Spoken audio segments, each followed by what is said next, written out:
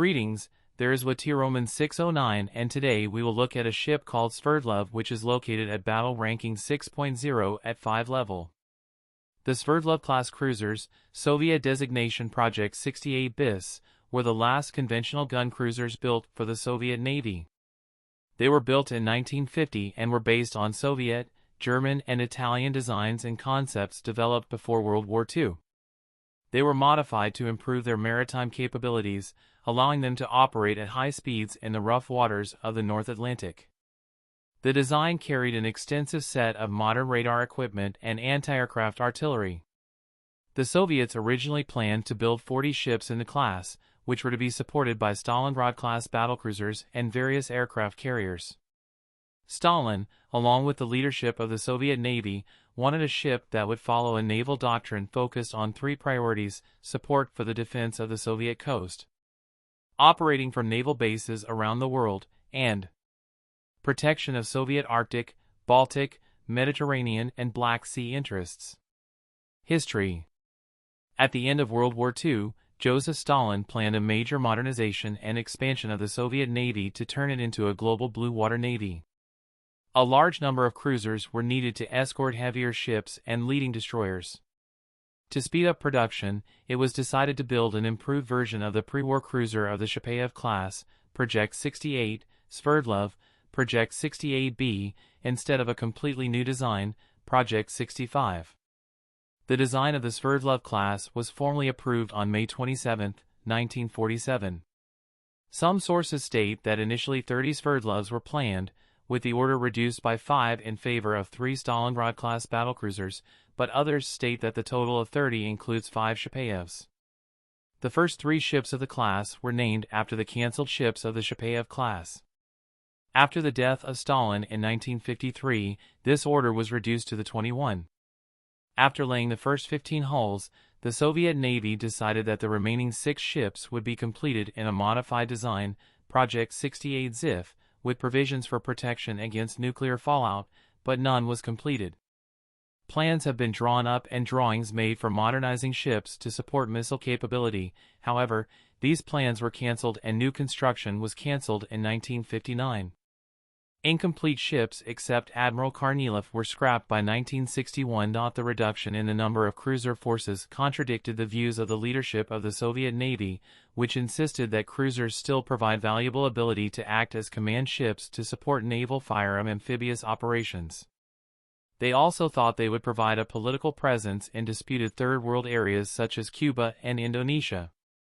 If more Sverdlovs had been available at the time of the Cuban Missile Crisis in 1962, they would certainly have been deployed. Today, only one of the ships remains, Mikhail Kutuzov.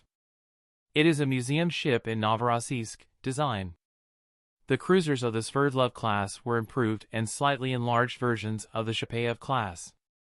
They had the same main armament, machinery and lateral protection as previous ships. Improvements included increased fuel capacity for greater range, an all-welded fuselage, improved underwater safety, and increased anti-aircraft artillery and radar. The main armament of the Sverdlov-class cruisers included 12 152/57mm caliber B-38 cannons mounted in 4 triple turrets Mk5 bis. They also had 12 100/56 cal model 1934 cannons and 6 SM5-1 double mounts. For anti-aircraft guns, the cruisers had 32 37mm anti-aircraft guns and 16 double mounts, and were also equipped with 10 533mm torpedo tubes and 2 assemblies of 5. The Sverdlov class printed 13,600 tons as standard and 16,640 tons at full load. They were 210 m long in total and 205 m long on the waterline. They had a beam of 22 m and a draft of 6.9 m and usually had an accessory of 1,250. The hull was completely welded, and the ships had a double bottom for more than 75% of their length. The ship also had 23 watertight bulkheads. Sverdlov had 6 boilers supplying steam to 2 geared steam turbines that generated 118,100 horsepower into their shafts. This gave the ships a top speed of 32.5 knots. The cruisers had a range of 9,000 nautical miles at a speed of 18 knots.